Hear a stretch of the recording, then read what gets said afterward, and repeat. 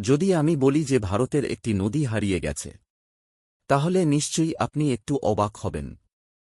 কিন্তু এটাই বাস্তব। কথাটি শুনে আপনার মনে নিশ্চয়ই প্রশ্ন আসছে, কি নাম ছিল সেই নদীর? আর কিভাবে বা সে হারিয়ে গেল এবং কোথায় হারিয়ে গেল? সব প্রশ্নের উত্তর পাবার জন্য শুধু ভিডিওটি শেষ পর্যন্ত দেখবেন। স্বাগতম জানাই আপনাদেরকে দি গ্রেট ইন্ডিয়াতে। আজ আমরা আলোচনা করব ভারতের এক প্রাচীন ও রহস্যময় নদী, সরস্বতী নদী।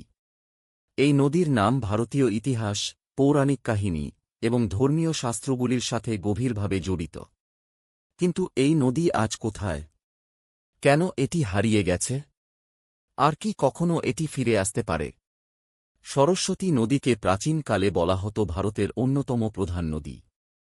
এটি বেদ এবং মহাভারতের মতো গ্রন্থে উল্লেখিত হয়েছে।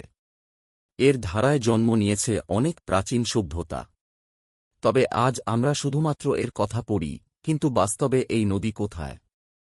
বৈদিক যুগের প্রধান নদী হিসাবে সরস্বতীকে উল্লেখ করা হয়েছে ঋগ্বেদে।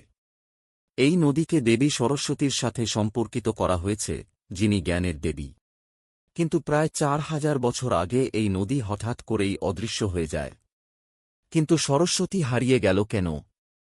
বিজ্ঞানীরা এবং প্রত্নতাত্ত্বিকরা মনে করেন, এটি প্রাকৃতিক পরিবর্তনের কারণে ঘটে থাকতে পারে।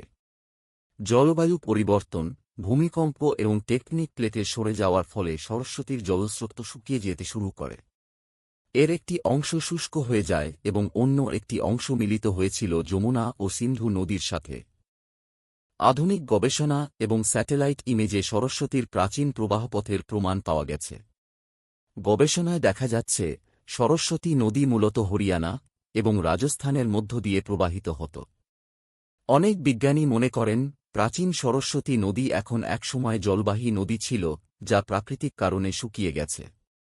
কিছু বিজ্ঞানী ধারণা করেন যে, ভূগর্ভস্থ জলের স্রোতের মাধ্যমে সরস্বতীর অস্তিত্ব এখনও আছে। সরস্বতীর রহস্য আজও অমীমাংসিত। তবে এই নদী ভারতের কল্পনায় এবং ইতিহাসে অমর। প্রাচীন ঐতিহ্য ও বিশ্বাসে সরস্বতীর গুরুত্বপূর্ণ ভূমিকা আজও রয়েছে, বিশেষ করে তীর্থযাত্রায়।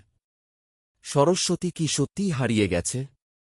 নাকি বিজ্ঞান ও প্রযুক্তির উন্নতির মাধ্যমে একদিন আমরা আবার এই রহস্যময় নদীকে খুঁজে পাব? কমেন্টে আপনার মতামত জানান। আপনি যদি এই ধরনের আরেকটি মজার ভিডিও দেখতে চান, সাবস্ক্রাইব করতে ভুলবেন না। আর আপনি যদি ফেসবুক থেকে দেখছেন তাহলে অবশ্যই পেজটি ফলো করবেন। ধন্যবাদ।